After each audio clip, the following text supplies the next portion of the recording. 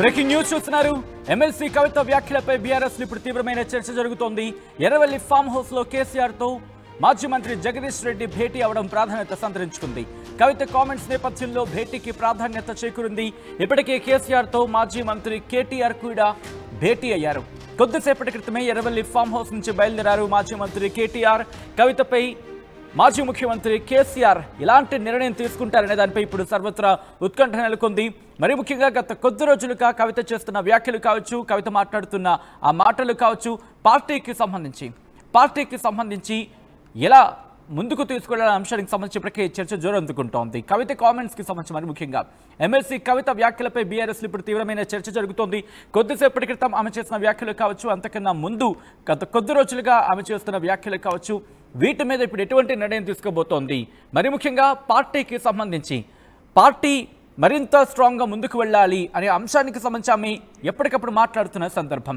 మరి ముఖ్యంగా నేను బీఆర్ఎస్లోనే ఉన్నానంటారు, కానీ బీఆర్ఎస్కి సంబంధించి కొన్ని అంశాలని మరి ముఖ్యంగా పార్టీ నాయకత్వం కొన్ని అంశాలను సరిగ్గా తీసుకువెళ్ళట్లేదు, కొన్ని విషయాలు అయితే అసలు పట్టించుకున్నట్టు వ్యవహరిస్తోంది అన్నట్టుగా ఆమె చేస్తున్న వ్యాఖ్యలు.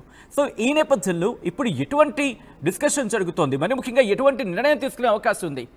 ఈ క్రమంలోని మాజీ మంత్రి జగదీష్ రెడ్డితో మాజీ ముఖ్యమంత్రి బీఆర్ఎస్ అధినేత కేసీఆర్ భేటీ కావడం ప్రాధాన్యత సంతరించింది. వరుస భేటీల వెనకాల ఆంతర్యం ఏంటి, ఏం జరగబోతుంది, డీటెయిల్గా తెలుసుకుందాం. మా ప్రతినిధి మధు మరి కాసేపట్లో అప్డేట్స్ అందించేందుకు సిద్ధంగా రాబోతున్నారు. హైదరాబాద్ వేదికగా ఇప్పుడు వాడి రాజకీయం నడుస్తోందా? ఇటు బీఆర్ఎస్లో ఏం జరుగుతోంది? ఎమ్మెల్సీ కవిత తీరుపై బీఆర్ఎస్లో అసంతృప్తి నెలకొందా? ఆ అసంతృప్తి తారాస్థాయికి చేరుకుంటోందా? జాగృతి వేదికగా ఇటు కవిత తీసుకుంటున్న కార్యక్రమాలు కావచ్చు, లేకపోతే కవిత చేపడుతున్న కార్యక్రమాలు కావచ్చు, బీఆర్ఎస్లో ఎటువంటి చర్చకు దారితీస్తోంది? మరి ముఖ్యంగా ఇటు బీఆర్ఎస్లోనే ఉన్నానంటున్నారు. బీఆర్ఎస్కి సంబంధించి పార్టీ నాయకత్వం మీద, పార్టీ లీడర్షిప్ మీద క్వశ్చన్స్ని రైజ్ చేస్తున్నారు ఎమ్మెల్సీ కవిత. ఈ నేపథ్యంలో ఏం జరుగుతోంది, ఎటువంటి నిర్ణయం తీసుకునే అవకాశం ఉంది? అసలు ఈ భేటీల వెనకాల ఉన్న ప్రాధాన్యత ఏంటి, అసలు భేటీల వెనకాల ఉన్న అసలైన ఆంతర్యం ఏంటి తెలుసుకునే ప్రయత్నం చేద్దాం. మా ప్రతినిధి మధు అప్డేట్స్ అందించేందుకు సిద్ధంగా ఉన్నారు. Madhu, interesting developments back to back అని చెప్పుకోవాలి. ఏం జరుగుతోంది? మాజీ ముఖ్యమంత్రి కేసీఆర్తో ఇటు మాజీ మంత్రి కేటీఆర్ భేటీ కావడం, ఇప్పుడు మాజీ మంత్రి జగదీష్ రెడ్డి భేటీ కావడం, ఏం జరుగుతోంది? ఇటు ఎమ్మెల్సీ కవిత విషయంలో కీలక నిర్ణయం తీసుకోబోతున్న బీఆర్ఎస్. ఎగ్జాక్ట్లీ, ఎమ్మెల్సీ కవిత కాస్త ఘాటైనటువంటి వ్యాఖ్యలు చేశారు. నల్గొండ జిల్లాలో ఒక లిల్లీపుట్ నాయకుడు అంటూ జగదీశ్వర్ రెడ్డిని ఆమె కోట్ చేస్తూ చాలా ఘాటైనటువంటి పదాలు ఉపయోగించారు. అసలు నల్గొండ జిల్లాలో పార్టీ సర్వనాశనం కావడానికి రీజనే జగదీశ్వర్ రెడ్డి అంటూ ఆమె స్టేట్మెంట్ చేశారు. ఏదో కన్నులొట్టబోయి గెలిచినట్టుగా ఒక్క సీటు తను ఒక్కడే గెలిచారు, మొత్తం జిల్లాలో పార్టీ ఓటమికి కారణమే అక్కడ ఉన్నటువంటి లిల్లీపూడ్ జగదీశ్వర్ రెడ్డి అంటూ ఆమె చేసినటువంటి స్టేట్మెంట్ పెద్ద ఎత్తున సంచలనంగా మారింది. వెంటనే హుటాహుటిన జగదీశ్వర్ రెడ్డి ఎర్రవల్లి ఫామ్ హౌస్ చేరుకున్నారు, కేసీఆర్తో మాట్లాడుతూ ఉన్నారు. ఈ అంశానికి సంబంధించి ఏం మాట్లాడాలి, ఏం చేయాలనేటువంటిది ఈ మధ్యకాలంలోనే జగదీశ్వర్ రెడ్డి కూడా కవిత పైన ఒక అనుచిత వ్యాఖ్యలు చేశారు అనేటువంటి అంశం పైన ఎమ్మెల్సీ కవిత రియాక్ట్ అయ్యారు. ఆమె కేసీఆర్ కూతురు కాకపోతే ఒక ప్రాధాన్యత ఏంటి, కేవలం ఎమ్మెల్సీ కదా అందరితో పాటు అనేటువంటి చేసినటువంటి వ్యాఖ్యల విషయంలో కవిత స్టేట్మెంట్ చేశారు. వీళ్ళంతా పార్టీలోకి వచ్చి పదవులు అనుభవించి ఈరోజు నాపైనే వ్యాఖ్యలు చేస్తూ ఉన్నారు అనేటువంటి స్టేట్మెంట్ చేశారు. సరే, కేసీఆర్ లేకపోతే వీళ్ళందరూ ఎవరు అనేటువంటి వ్యాఖ్యలు కూడా చేశారు. ఈ మధ్యకాలంలో జగదీశ్వర్ రెడ్డి ఎక్కువగా మీడియా ముందు కనపడతా ఉన్నారు. గతంలో కేటీఆర్ పైన చేసినటువంటి వ్యాఖ్యల విషయంలో, తర్వాత కొన్ని విషయాల్లో ఆయన మీడియా ముందుకు వచ్చి స్టేట్మెంట్ చేస్తూ ఉన్నటువంటి సిచ్యువేషన్. ఈ మధ్య కాలంలోనే ఎగ్జాక్ట్లీ కొన్ని రోజుల క్రితమే ఒక అభివృద్ధి కార్యక్రమంలో భాగంగా ఉమ్మడి నల్గొండ జిల్లాకి వెళ్ళిన ముఖ్యమంత్రి రేవంత్ రెడ్డి ఇలాంటి స్టేట్మెంటే చేశారు.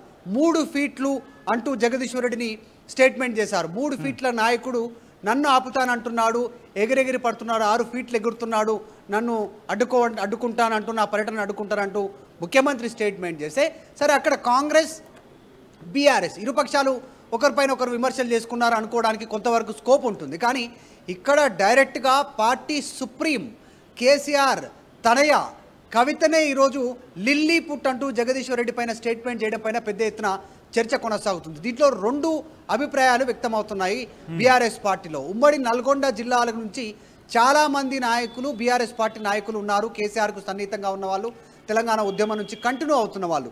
సో వీళ్ళు సంతోషంగా ఉన్నట్టుగా తెలుస్తూ ఉంది, హ్యాపీగా ఫీల్ అవుతున్నారు. ఇప్పటికైనా ఎమ్మెల్సీ కవిత రూపంలో నిజాలను బయటపెట్టే ప్రయత్నం చేశారు, ఎవరికి ధైర్యం చాలలేదు.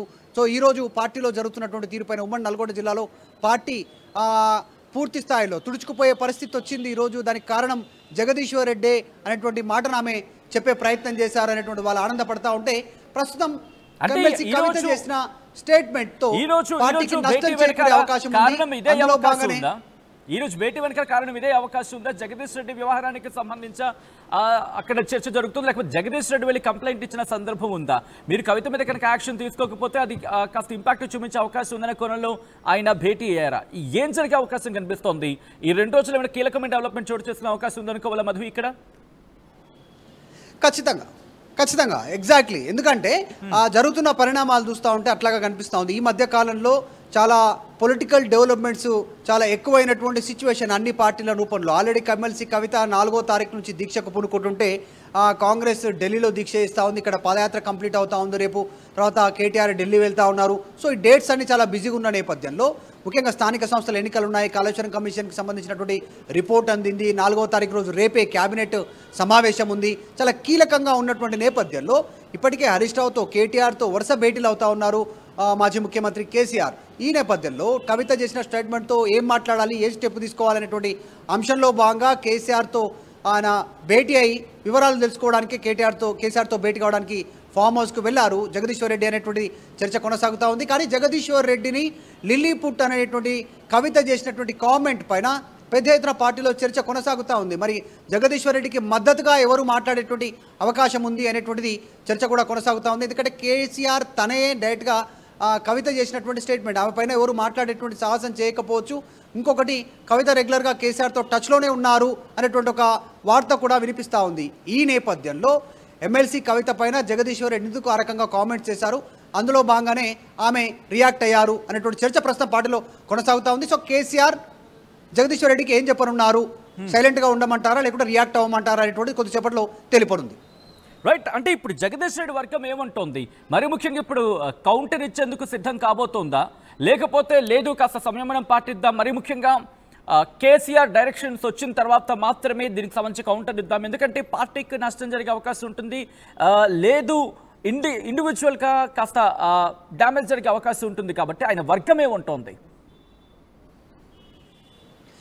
ఎగ్జాక్ట్లీ. ఇప్పుడు జగదీశ్వర్ రెడ్డికి మద్దతుగా మాట్లాడాలంటే ఉమ్మడి నల్గొండ జిల్లాకు సంబంధించిన నాయకులే మాట్లాడాల్సి ఉంటుంది. సో ఆ నాయకులందరూ ఓటమికే జగదీశ్వర్ రెడ్డి కారణం అనేటువంటిది కవిత కామెంట్ చేశారు. కాబట్టి మరి ఆ నాయకులు ముందుకొచ్చి మాట్లాడతారా లేదా అనేటువంటిది చూడాలి. ఇప్పటికే చాలామంది కవిత చేసినటువంటి కామెంట్స్ పైన వాళ్ళు సంతోషం వ్యక్తం చేస్తున్నట్టుగా ఉంది. ఇప్పటికైనా కవిత కరెక్ట్గా చెప్పారంటూ కొద్దిమంది వారు మీడియా వ్యక్తులతో షేర్ చేసుకునే ప్రయత్నం చేశారు. ఇంకా అధికారిక సమాచారం రావాల్సి ఉంది, ఎవరెవరు రియాక్ట్ అవుతున్నారు జగదీశ్వర్ రెడ్డి పైన కవిత చేసినటువంటి స్టేట్మెంట్స్ పైన. ఇప్పటికే చాలాసార్లు కేసీఆర్కి, కేటీఆర్కి, హరీష్ రావుకి ఉమ్మడి నల్గొండ జిల్లాలో జగదీశ్వర్ రెడ్డి ఆధిపత్యం ఎక్కువ అవుతూ ఉంది, ఏకచక్రాధిపత్యం చేస్తూ ఉన్నారు, తన అనునయులకు పెద్దపీట వేస్తూ ఉన్నారు.